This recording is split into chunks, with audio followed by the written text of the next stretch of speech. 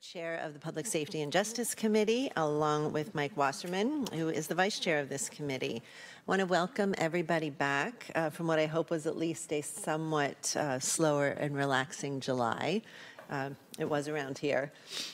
Before we proceed with today's agenda, I feel compelled to acknowledge the most recent tragedies perpetrated by mass shooters, both here in our own county and across the country. I want to extend my deepest condolences to the families, friends, and communities of the victims, and my fervent wishes for complete and speedy recoveries to the injured survivors. I want to thank the Gilroy Police Department, our Sheriff's Department, and all of the first responders for minimizing what could have been even far greater carnage, acknowledging that a single death is one too many. I have deep gratitude for the medical and support personnel at all three of our public hospitals for springing into immediate action, coming in voluntarily, staying all night, and providing excellent care to the survivors and their families. Our community is strong. We come together both in times of celebration and times of sorrow and common anger. And sometimes the best we can do is support one another and renew our pledge to safe, inclusive, and healthy community. Do you want to say a few words as well? I do. Right, you there? Thank you. Thank you for that. I appreciate those words, Supervisor. National Night Out was kind of a timely remembrance of community and people caring for each other. That was big. I also want to thank, among all those that the Supervisor thanked, I also want to thank all the individuals, the the citizens that on Sunday became heroes. I've talked to and learned about many, many people that are applying tourniquets, helping to transport wounded people, all these people who are ordinary citizens, the thousands of volunteers that are there at the Gilroy Garlic Festival every year that were there giving people shelter, concealment, people before and after, people subsequently realize and find out the needs of individuals that were shot and needing help at home with children, with family, with resources. The dollars that have been raised, approaching $750,000 now in fund relief that's going on, the actions of the schools, our behavioral health, mental health groups that are addressing the psychological, the mental issues of the trauma that took place there. And I know we're all thinking and praying for those individuals that were hurt and the friends of those individuals and families. And I'll also include El Paso and Dayton, Ohio, too. And so I think your comments, Supervisor, are very timely and appropriate. Thank you. Can I make a comment? Please. I also wanted to join in, particularly notify the committee that I went down to the Victim Services Center yesterday and had the pleasure of meeting, talking with all of our staff.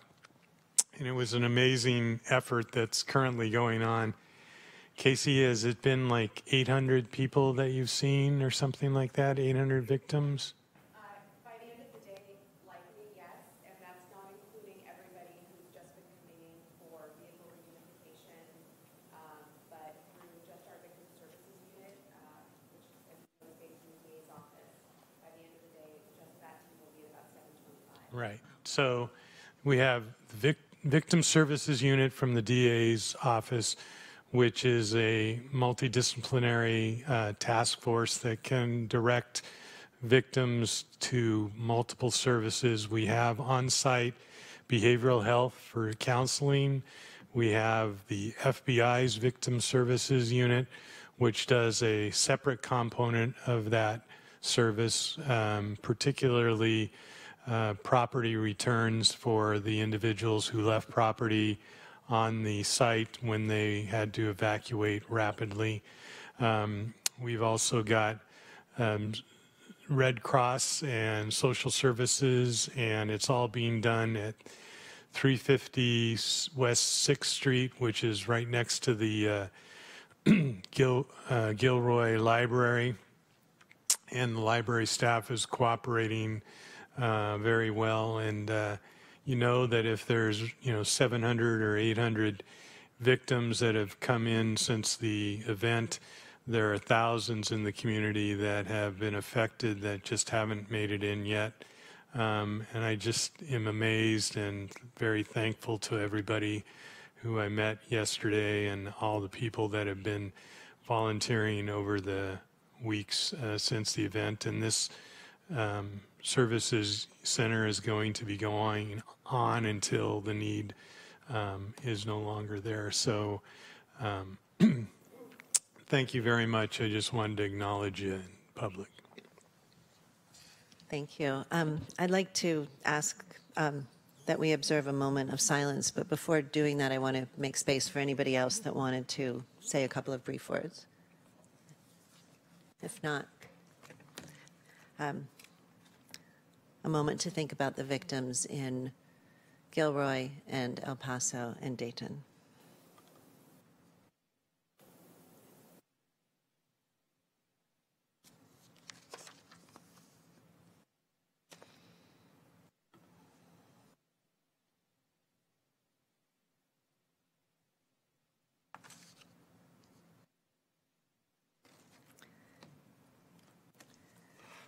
Thank you.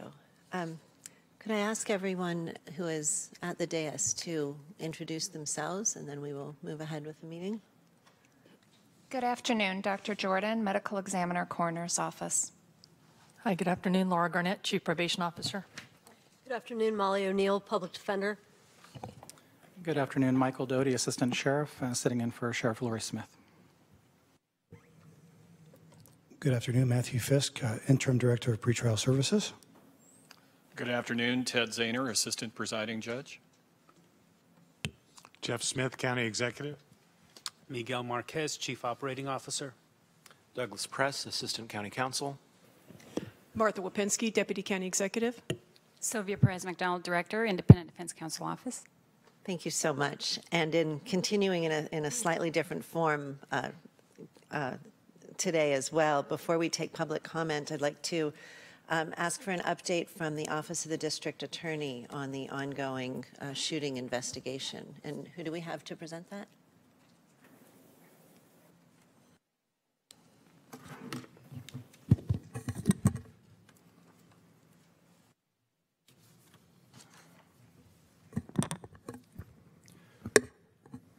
Good afternoon, Supervisor Ellenberg, Supervisor Wasserman, and members of the committee. My name is Brian Welch. I'm an Assistant District Attorney. With me is Casey Halkin. She's the Director of our Victim Services Unit. We are here today on behalf of Jeff Rosen, who is at the Wheeler Community Center in Gilroy, to update you on the county's comprehensive and collaborative response to the mass shooting on July 28th at the Gilroy Garlic Festival. Thank you for granting us this opportunity to speak with you this afternoon. As the festival was winding down, 19-year-old Santino Lagan entered the festival through a hole he had cut in the security fencing. Lagan was armed with a semi-automatic rifle and positioned himself near an inflatable slide that had been set up for the children attending the festival. Near the inflatable slide was the main stage, where the final performance was winding down. As Lagan opened fire, 3 officers with the Gilroy Police Department were close by and on roving patrol when they heard the distinctive popping sounds and immediately rushed to the scene. The officers engaged Lagan, who suffered serious injuries before taking his own life. Lagan fatally shot 3 persons and injured 16 others. Miraculously, he did not injure any of the responding officers. To date, 4 of the shooting victims remain hospitalized. Within hours of the mass shooting, investigators, prosecutors, and victim advocates within the District Attorney's Office responded to the scene to serve in 3 distinct capacities. 1, our investigators and prosecutors offered assistance to the Gilroy Police Department as they investigated the triple homicide. That investigation focused on determining the identity and location of other potential perpetrators to the shooting. This remains an active investigation. 2, our investigators and prosecutors, as required by county protocol, began investigating the officer-involved shooting portion of the incident. That investigation would normally be jointly investigated with the Gilroy Police Department, but due to staffing constraints, the Chief of Gilroy Police Department authorized the Morgan Hill Police Department to take over their role. Because it was believed at the time, and later confirmed at autopsy, that the officers struck the gunman with their fire, the county protocol required a formal OIS investigation. The medical examiner has released a portion of her findings, and in one of those findings, she has reported that the shooter died from a self-inflicted wound. But that determination as to cause of death does not change the mandate that the District Attorney's Office and the Morgan Hill Police Department formally investigate the officer-involved shooting. As in any OIS incident, investigators endeavor to account for every bullet fired by the active shooter and the responding police officers. Due to the complexity of this mass shooting, the FBI crime scene unit responded and assumed control of all evidence collection. Once this investigation is complete, the district attorney will determine, as in all OIS investigations, whether the involved officers acted in lawful self-defense and/or defense of others. That these responding officers saved many lives is without question. And 3, our Victim Services Unit responded to assist the victims and the families impacted by this horrific event. Initially, our advocates were dispatched to the Gavilan College parking lot, where Gilroy PD had set up a family reunification area for people to reunite with family that they had been separated from. The prevalence of mass shootings in the United States has taught us that a best practice is to establish a family assistance center where all services for victims and their families can be co-located. The day after the shooting, the DA's Victim Services Unit established and assumed the role of lead agency for the Family Assistance Center. With the assistance of the Gilroy Unified School District, our center was set up at Rucker Elementary School.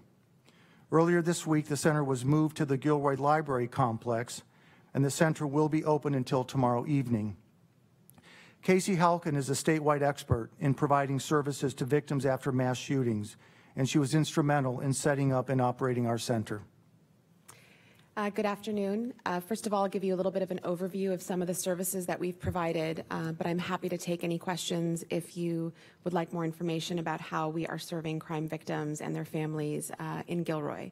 I also want to acknowledge that many partners played a role in this, so while the DA Victim Services Unit is the lead agency, this would not have been possible without the cooperation and collaboration of the Gilroy Police Department, the Behavioral Health, the Gilroy Unified School District, the library, the Red Cross, the FBI. We even have someone from probation down there today, and our DA just gave her one of our challenge coins to acknowledge her amazing work that she's been doing with us.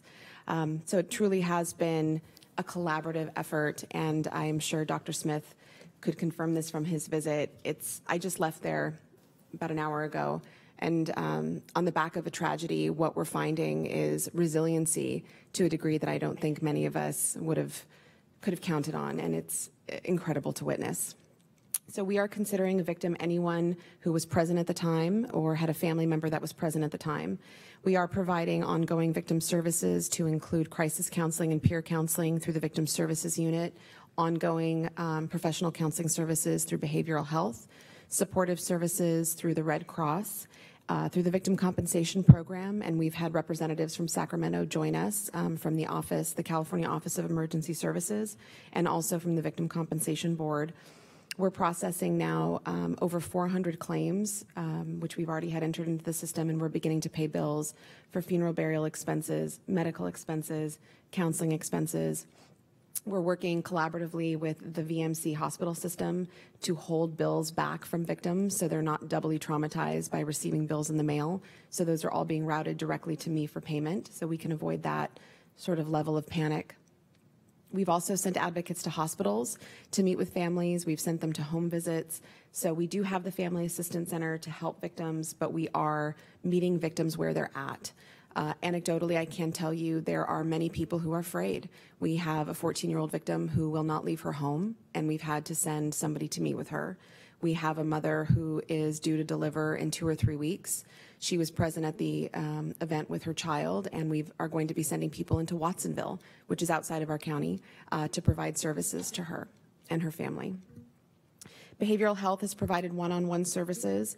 They will continue to do so. We were at a meeting with Gilroy Unified School District yesterday, and behavioral health is going to have counselors present at all of the schools in South County for the first several weeks of school.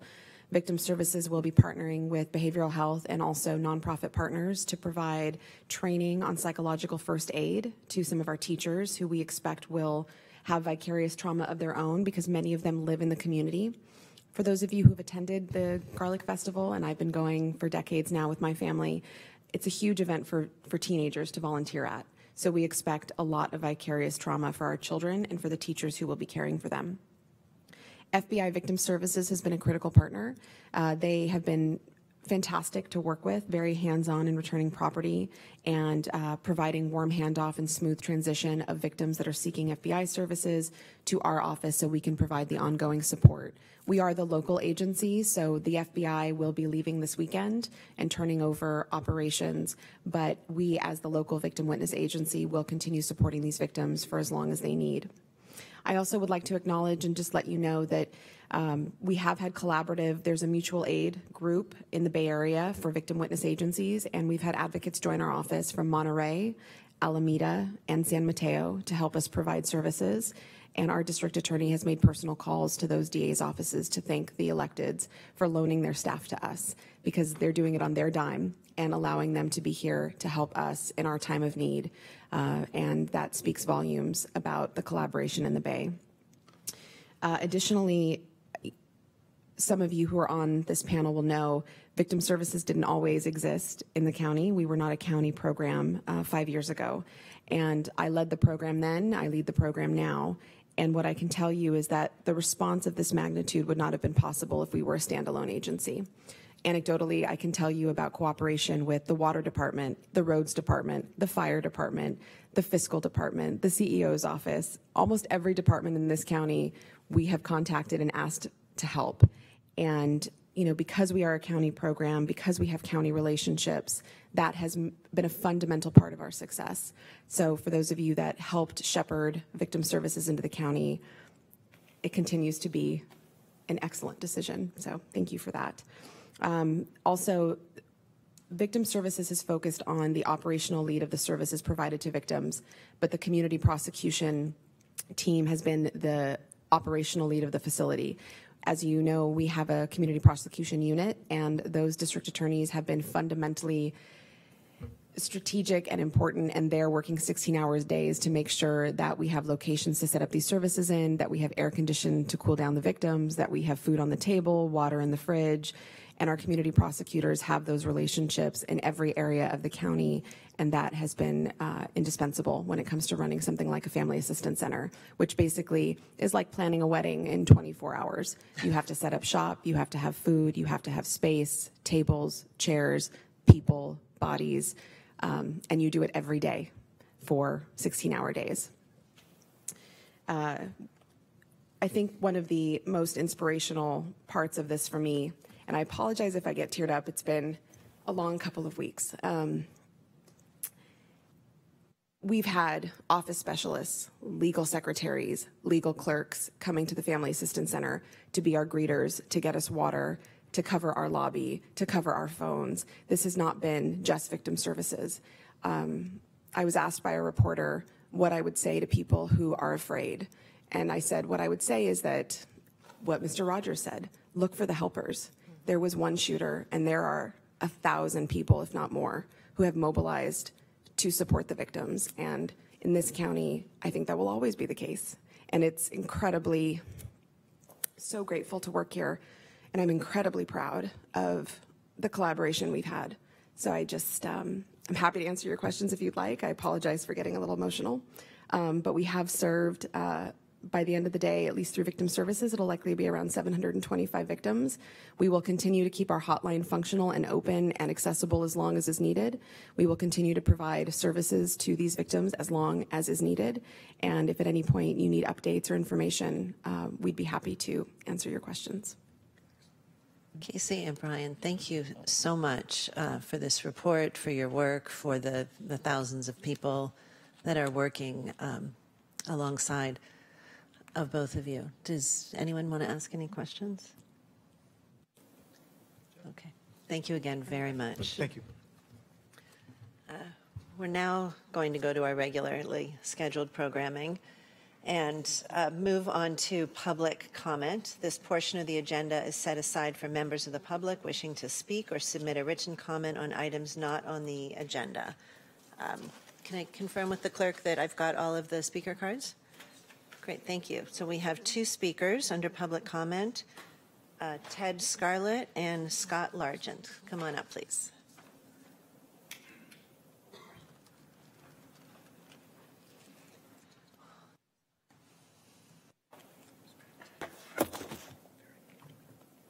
Right when you are, Nancy. Thank you. Thank you. Good afternoon, everybody. Scott Largent. Been a long summer. It's very tragic what happened in Gilroy. So it's very sad. It's good to put together everything that's going on today. And it sounds like victim services in our county is doing good work right now. It's good to hear that. I'm not always here, and I've said this before to throw the ball, but we have a couple of days ago, there was a gentleman that climbed the side of City Hall, and he was a mentally ill, homeless man, and he made his way up to the top of City Hall, and he made it over out to the ledge, and he was 4 stories up, okay? He was having a mental health crisis. We were talking to him for about a good hour, got him treats, got him candy, got him what he needed, started talking to him, kind of started to build that bond right there. Law enforcement started to get involved, and I just don't think they're properly trained. They just got this man pissed off, and they did it really fast. Behavioral health took an hour and 15 minutes to get there, okay? They're down the street from there. They're 7 blocks down from City Hall, okay? They failed big time on that, okay? When the city council meeting got out, I believe around 6:30, it was dinner time for everybody. Behavioral health left, the police left, code enforcement left. They left this man on the roof, okay? I climbed up onto the roof, and I spent the entire night up there with that man. 911 was called hundreds of times. And there's a lieutenant and a captain from San Jose Police Department, and I apologize my language, that pretty much cock-blocked 911. They didn't allow them to show up. They circled City Hall with a man on the roof. They didn't bring in a fire truck. They didn't bring in any type of backup or any type of services. And you know what the officers told me when I talked about those inflatable bags that they put on the side to help people, you know, in case they fall? He tried to tell me that's only in the movies, Scott. We don't have that type of equipment.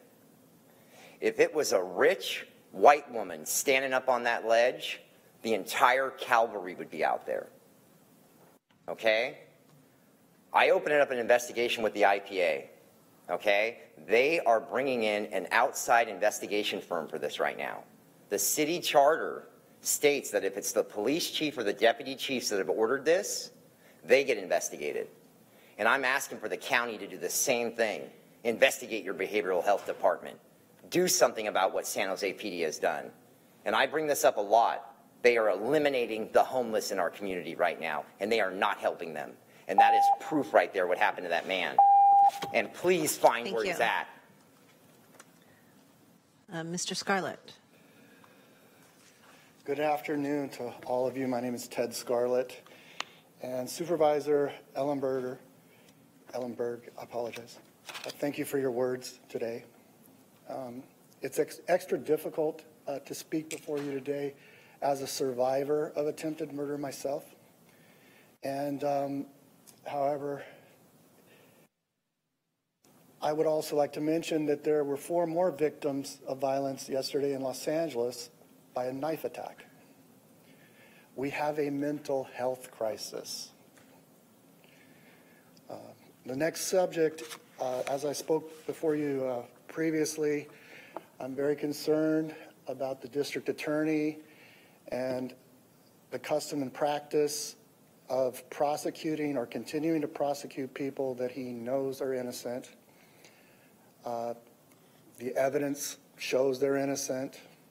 Charges have been filed that are false, and this, even after everything coming to bear, the prosecutions continue.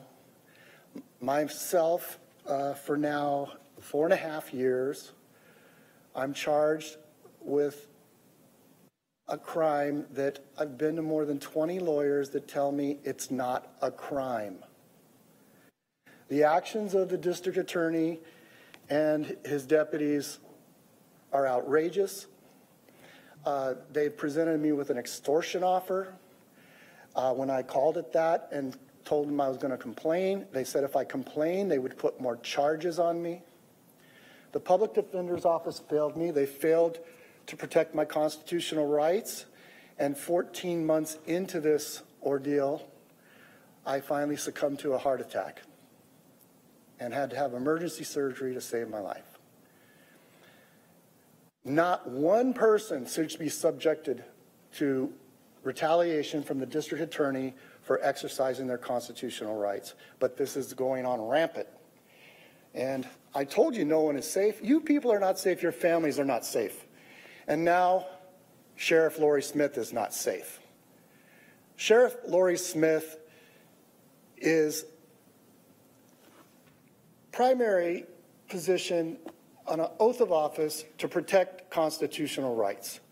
And for her doing that, the district attorney is now going after her. I need you to denounce this behavior. And further, the supervisors of this county are supervising the payments to the judges. The judges of this county are state employees. That's their employer. Why is this county paying monies called judicial benefits? This got to stop. Thank you, sir. All right, I think that concludes public comment on all items not on the agenda and takes us to the consent calendar. Supervisor Wasserman, if you're amenable, I'd like to put item 4, the quarterly report for the Juvenile Justice System Collaborative, on consent. Thank you. Yes, I'm amenable and agree, and I'll therefore make the motion to approve item 4, 7, 8, 9, and 10 in one motion under our consent calendar. Moved, seconded, and approved. Thank you very much. That takes us then to item 5, and we've got one, apologies. We do have one speaker on the consent calendar on item 8. So before we move on to 5, Scott Largent, want to come on back up? All right, great. Thank you, Susan. Okay, you know, I know our meetings are short here, and it's kind of hard to get the whole gang together to all be here for an hour. But why do we always bury the domestic violence stuff? Why is it always buried on the consent calendar? I attended all these meetings for probably about the last 3 years for our Domestic Violence Council. The attendance is shameful. Making quorum never happens. And these gals that are putting this committee together, they need the support of the county. They need funding. They need more money. The simple little things that they talk about that they don't have access to or resources for are really affecting the victims that I meet out in the public, the ones that are not able to really go through that victim services unit right there. And I've kind of gotten to know these gals from going to the meeting. I think you guys should figure it out. The budget process left them in the dark. You guys left them off to the side, and they got to continue to wait till next year or the following year after that. We can figure some of this stuff out. And they're simple things. You know, I mean, issues with the fact that officers don't want to use their cell phone to call a lot of these batterer intervention shelters and stuff like that. Why not just get them a bunch of Go phones, disposable phones, mace, get them some resources and stuff like that. Have a little survival kit for when a woman or a man goes through something like that. But we don't get creative in our county at all. And this right here, burying this stuff is shameful. and these domestic violence council meetings are held in here, start bringing in Create TV to have this stuff go up online so the public can participate and see what's going on. And the supervisors are responsible for appointing these people to these committees, okay? I've said it a lot. It's horrible. Private sector, everybody would be fired. This is happening with all your committees, okay? Start paying attention. Thank you. Thank you. Moving to item 5, we'll receive a report from the Office of the Sheriff relating to specific training topics for public safety. And I'd like to recommend that we hear the report, do public comment, and then have our comments and questions. Does that work? Okay.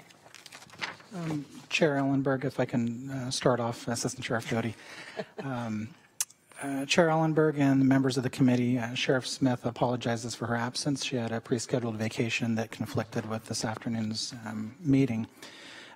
With that said, today the Office of the Sheriff will be presenting our quarterly report on the update of training for our sworn staff. And we have Lieutenant Steve Lopez, who runs our Academy Training Division, and Melanie Jimenez Perez, who will also be assisting. Lieutenant Lopez will provide the formal presentation, and both will be available for questions at the conclusion. Terrific. Thank you.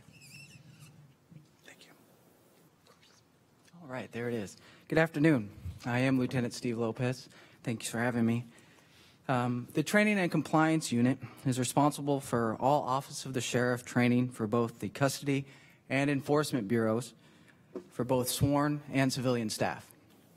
The unit is responsible for all of our academies and for ensuring annual in-service training requirements are met and that we are in compliance with state regulations for peace officers. Our training staff is deployed to 4 different locations on the screens above you. They're responsible for scheduling classes, instructors, and they are the ones who provide all necessary documents to the state to ensure that our curriculum is certified, that our instructors are certified, and that all of our deputies maintain all their required and/or perishable skills. Scheduling can be difficult to ensure that our concurrent academies can utilize the range, our Justice Training Center, and our Driving Training Center when appropriate for their separate academy schedules.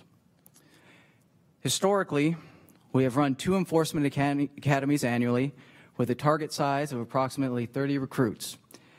And we have historically run 3 custody academies annually with a target size of approximately 50 recruits.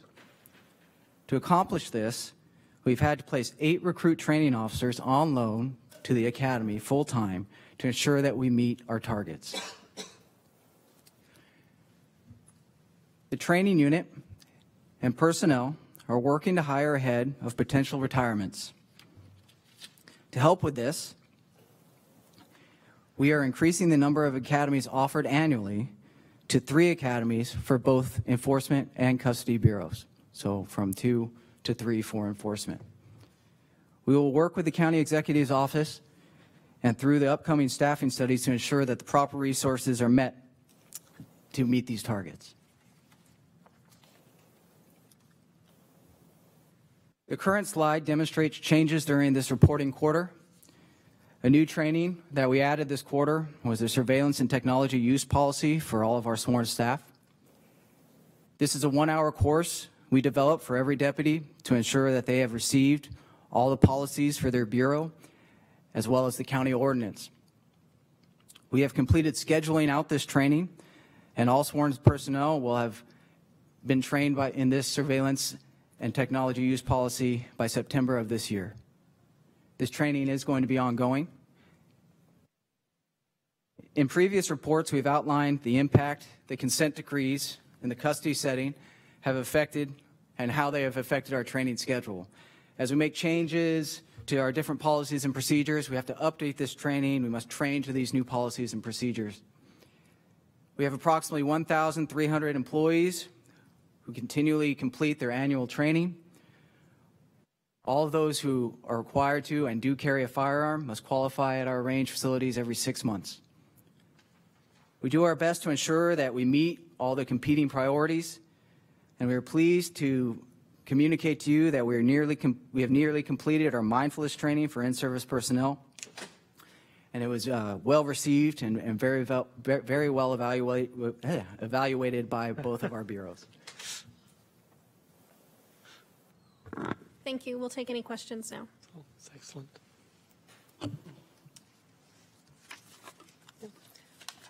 We've got one public comment on this item. Scott Largent, you have 2 minutes.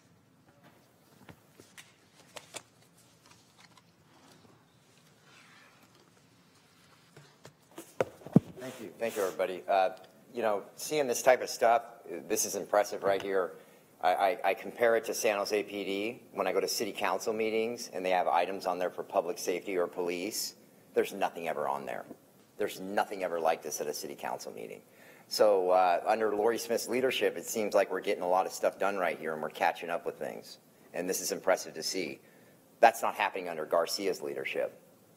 Now, I was hoping, and I want to reach out to the county, maybe reach out to the sheriff, maybe we can have a backup plan for when San Jose PD leaves somebody up on a roof. Most of the homeless and mentally ill, okay, are up and down the light rail and, of course, all the VTA routes, okay? I know the sheriff's department handles the actual VTA contracts there for security. We need a backup plan because when they're going to allow hundreds of calls to go through 911 and leave somebody on the roof, who else do we call, okay? And I've talked with the sheriff's department about this stuff. They listen, they're receptive to it, and you know what? They want to implement stuff like this. They want to protect the people that have it the hardest in our community. The San Jose PD wants to take all their belongings and make them suffer, okay? And I know what they're doing to the homeless. I've spent 3.5 years digging into all this stuff. We need a backup right now. We need our sheriff's department to start helping out. They interact with these people when they come in and out of our behavioral health system, our drug courts. The sheriff's department is the one to go to on this right now. Our system right now is failing the people that have it the hardest. And the sad thing is right here, I had Chief Garcia's personal cell phone number. I spent 3 years getting all of these different numbers, then he gives me the actual number right here. You call that thing up, it says, send me a text message. If it's an emergency, I'll get back to you right away. That's a picture of the man up on the roof. This is a message right to Garcia right here. Your officers need a better plan to get this man off the roof at City Hall. Ropes, ladder, calling the fire department, no sirens. Behavioral health took over an hour to show up for the county. This should make you mad. This poor man needs help. These people are being left on our streets to die. Do something about it. This is. Thank you. Your 2 minutes are up. Thank you so much. Supervisor Wasserman, do you have any questions about the training report? I appreciate the report. I want to make a comment and observation. Thank you very much for the report first, and it's impressive to see the range of training that is happening both in custody and enforcement. I'm going to ask about yet another type of training that I'd like to get some feedback on. We talk a lot about mental health crises, how officers are being trained to engage with people who are in obvious states of crisis. But I'm interested in learning more about how our deputies are trained to work with potential perpetrators who have an intellectual or developmental disability, types of disabilities that are often invisible, making them particularly vulnerable to violence and discrimination. This is a population that's at heightened risk of making false confessions. There are often inaccurate assumptions made about their competency and credibility, and they're at greater risk for unknowingly waiving their rights. I don't want to put you on the spot if this isn't something that you've already considered. And if it's not, then I'd like to request that the sheriff provide an off-agenda report back with options for implementing intellectual and developmental disability competency training. So I'll start with the custody setting first. I know that is one area we really have been looking at and trying to kind of figure out and get ahead of the curve.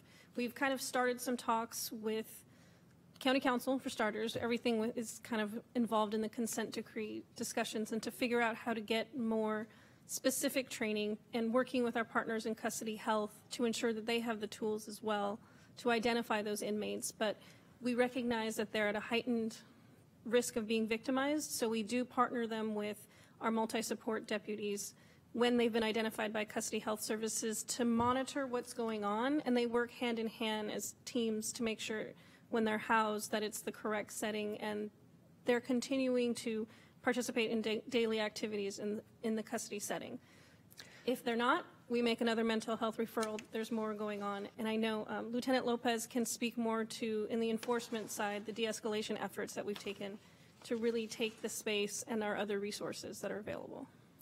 So on the enforcement side, and speaking from experience as well, the dynamics in enforcement are aided by the training that we receive in crisis intervention and de-escalation. And essentially what we are looking for in these dynamic situations is to buy time so that our partnering county agencies can assist to better identify this population. We do receive training in this, but by no means would we not defer to behavioral health or other clinicians who would be better able to readily identify this population. So our training basically focuses on de-escalating the situation to hopefully collaborate with other county agencies to identify this population before we get into, as you mentioned, supervisor, false confessions and things like that. But that training does address that and addresses the need to identify those things by slowing the process down, those dynamic processes, if we are able to try to bring in those who are better suited to identify them. Great. I'm glad to hear that this is already part of the process. So I'd like to ask then, rather than for an off agenda, in future quarterly reports, that the training on this particular topic be included as well. Absolutely. We'll focus on that next quarter. Great. Thank you very much. Can I do a question? Go ahead, please. Thank you. I'm reading the report and the various pages and the spreadsheets and the columns, and I used to think when I had to do my continuing ed for financial planning and real estate and tax preparation, it was a lot. I tried to add up the number of hours. I did it one way, came up to about 160, did it another way, came up to 200. I could not find in here how often the various personnel need to repeat this training. And perhaps I missed it, perhaps it's here. I'm looking at the 6 column sheets on package pages 23, 24, and 25. Is this annual? Is this every couple of years? Is this how much you need to complete every 5 years? I'm having a hard time seeing our people on the streets. We have noted for some of them the frequency with which they repeat. And, yes. And I think we can also go back and kind of flush that out more. A lot of them are more of a 2-year or instead of an annual, so that they do have some time to be on the streets instead of just training. So almost none of this is one and done, correct? Correct. So some of it's annual, some's every 2 years, every 3 years, every 5 years? A large percentage of the training in our perishable skill set is governed by STC or POST or other agencies, or we set those rotating dates so that they receive them continually through their career. So, for instance, we have a biannual calendar for some training and an annual calendar for others. Other training are every 5 years, such as our bias-based police training. Thank you. Through the chair, I'd like to ask the next time, I don't need this before then, the next time you bring this forward, to maybe add another column on there, how often this is needed, if it's once every 2 years, every 5 years. I'm also interested, I mean, it's wonderful to be so well educated and trained and everything else, but I know when these people are doing this 150 to 200 hours of training during the year, somebody else has to take their spot in the street, on the jails, in the office, whatever it may be. And the costs associated with this, I can't even imagine the dollar amount that we're paying to train our officers to be, and all the individuals, to be this well rounded. And I think it's awesome. I think it's wonderful. But I think it shouldn't be understated. I think you should put it out there so that we're all aware that on average, a person spends 4 weeks a year training. I mean, to me, that's 8 to 10% of their working time. So I would like to know what those numbers really are. Maybe it's only half of that. Maybe it's that once and then not again for 3 years. But I'd really like to know how much of an individual's time is spent training as compared to doing the job. So you're looking, just to make sure I'm on the same page too, you're looking for an average number of hours spent in training each year and the amount of money spent per officer on training, which would include the costs of the training plus the costs of replacing that person when they're not on the street. Supervisor, I don't need the money part, but that's fine to include. I can just take an average hourly with benefits in my head and do that. What I'm thinking about is the other professions, and I just named some financial ones, where there's a requirement of 10, 20, 30 hours every 2 years. But when I started adding these things up, I was concerned that depending on how often they're required to be certified or to repeat, or that our people could be spending literally 10 to 12% of their time on the clock in the classroom. And I'm a little concerned about that. And I'd be interested to see if I'm way off and they spend 5% of their time improving their skills, refreshing their skills, learning new skills, that kind of thing. And I can understand that.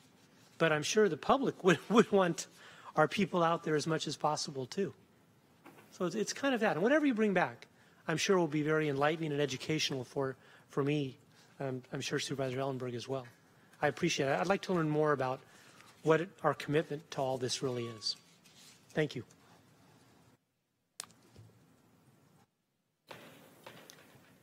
Just lost my screen there. Thank you.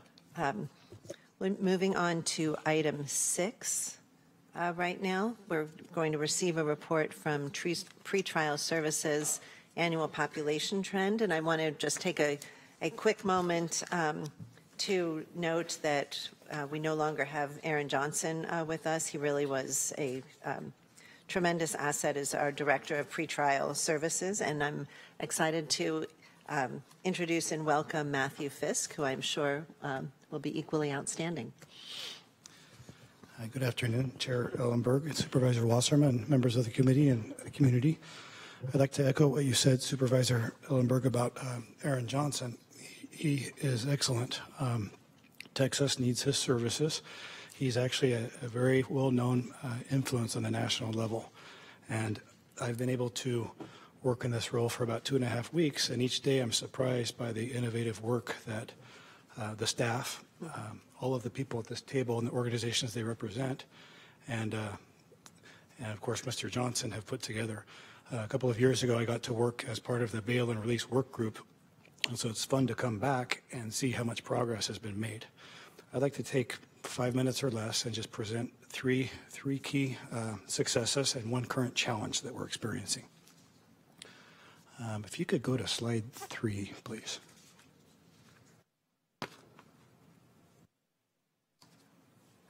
Okay, thank you. Looking at the top slide, which represents the number of bookings reviewed, these are the pretrial interviews. I'm displaying in each of the 2 slides today 3 years of data, but focusing on the past fiscal year, as we report once a year. Pretrial services is more productive than ever. It is actually interviewing about 1/3 more people than it was last year at this time. That's a big increase. The slide on the bottom shows our annual average population. It shows 3 years of population. Our population has also grown to 2,000 people. That's 1/3 more than at the same time last year. I'd like to add that our success rates are equally as good as they were this year at the last time, with less people on the client load. And if we could move to the next slide, please. So not only is pretrial services more public service oriented, supervising more people outside of the jail, but it's also more effective and innovative. We're having to be creative because we have limited resources and more people to interview and to supervise outside of jail. With a $200 or so jail cost and 2,000 people out of jail, I'll let you do the math. I think it's a very smart and effective investment of resources. So that increase has gone up by about 2/3. What I'm focusing on right now is where we think most of the increase has come, electronic monitoring. As the county and the community have moved beyond the limitations of money bail, one of the things that we've used in order to safely and effectively supervise people in the community is electronic monitoring. And we are netting an additional 100 clients per month, many of which are on electronic monitoring. GPS devices, ankle bracelets with alcohol monitoring, and others. So a challenge is that pretrial services is in higher demand than ever, and we have these additional cases coming in. I'm impressed with the collaboration. I've had a chance to work in pretrial services in 3 other communities, and I've never seen a community that has really pulled together and been supportive of this. Frankly, I've never seen a district attorney's office that's so supportive of discussing whether or not it's necessary to detain individuals, and if not, how can we supervise them in the community as soon as possible. That's really unique. I've always had the public defender's support, and I think that as I watched the bail and release work group work together, it was interesting because we didn't agree on everything. And so we decided to use our time focusing on the things that we did agree upon, and it left very little time to talk about the other things. And so it's great to see the progress. I would like to close with just what we're doing right now. The staff is working really hard. Some of the officers have doubled their client loads. We've redistributed the work, we've reorganized, we've requested funding. We're looking at business process reengineering. What tasks do we need to do each day? Which ones can we get rid of or streamline? And lastly, there are a number of projects that we're working on that will further increase the client load that we're supervising and get more people out of jail, assessed at least, and when possible, out of jail sooner, such as pre-arraignments, being at the jail with the public defender, with the district attorney, possibly social workers, and interviewing people, making early charging decisions, and getting things done days ahead of how we're doing it now. Reassessing individuals that weren't able to be released. Maybe the situation's changed. Maybe they have a place to stay. Maybe they can return home. Maybe they have a job. And so those individuals need not languish in jail either. A couple of other things are diversion programs. Also supervising individuals who are incompetent to stand trial rather than having them in jail or in the hospital. So these are all things that will require a lot of work, a lot of creativity and collaboration, and it's just an exciting time to be part of pretrial services. Happy to answer any questions you might have or address any concerns. Thank you. Supervisor Wasserman. You mentioned you were going to share successes and a challenge. I couldn't tell what was the particular challenge there. I guess, it's funny you say that because the success is the challenge and the challenge is the success. There are some coincidental numbers. As you look at the jail population drop, you look at the pretrial supervision client load rise. Not that every person that's left the jail comes to pretrial services, but it is a trend that we're seeing. There is a correlation. And we want to make sure that we're supervising people in the most professional way based on the philosophy of the least restrictive conditions.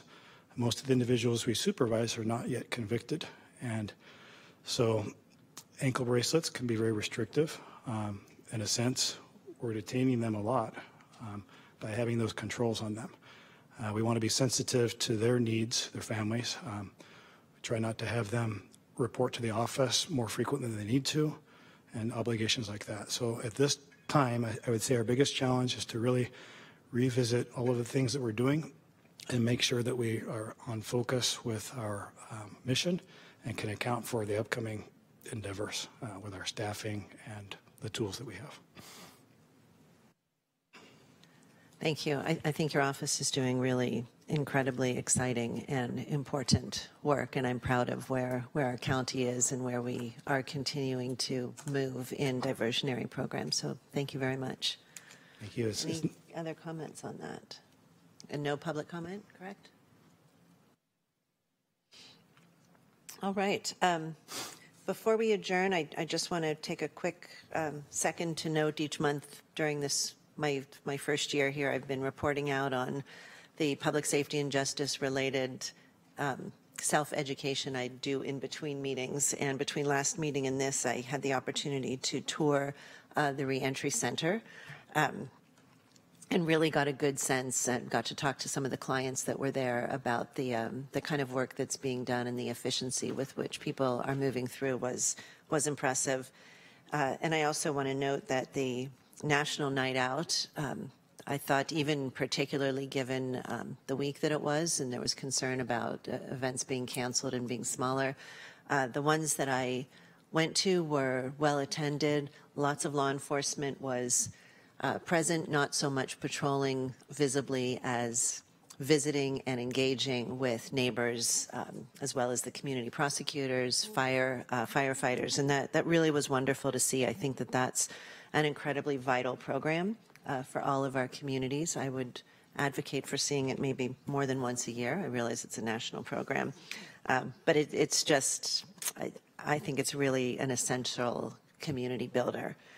And with that, we are adjourned, and I look forward to seeing all of you at our next meeting on September 5th at 2 p.m. Thanks so much for your time.